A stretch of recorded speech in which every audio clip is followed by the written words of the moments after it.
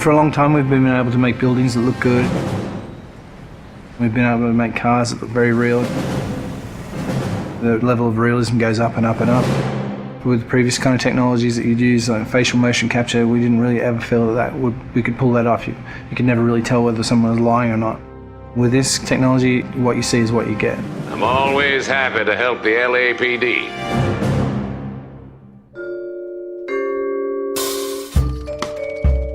We started research on it about 5 years ago. Back then, only research groups were already doing it, this kind of 3D mesh generation from optical cameras. We thought that there might be some application for what we were doing, and this story is a detective story, so the believability of the actors' performances is key to gameplay.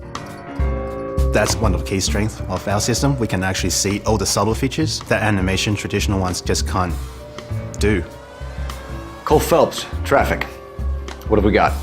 It's really acting a scene in two parts. The motion capture and then the motion scanning. The motion capture captures all the body movements and where people look, so it gives you all of the eye lines. Regulator valve. Good find.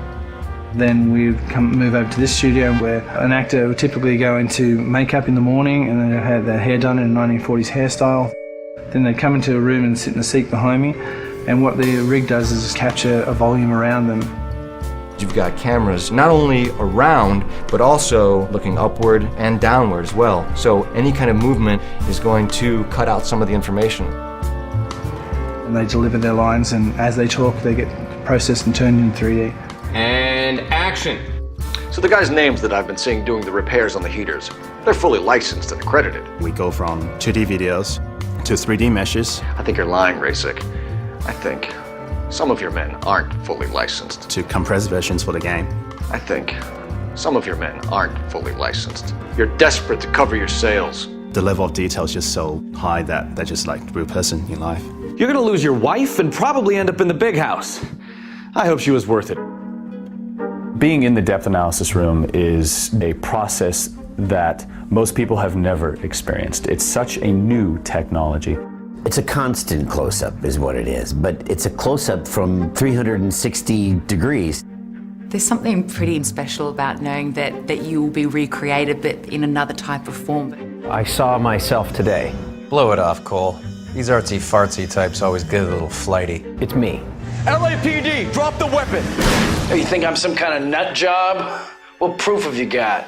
A big theme of this game is dishonesty and to detect when people are lying. You couldn't have done that in the past. Why are you lying to me, Varley?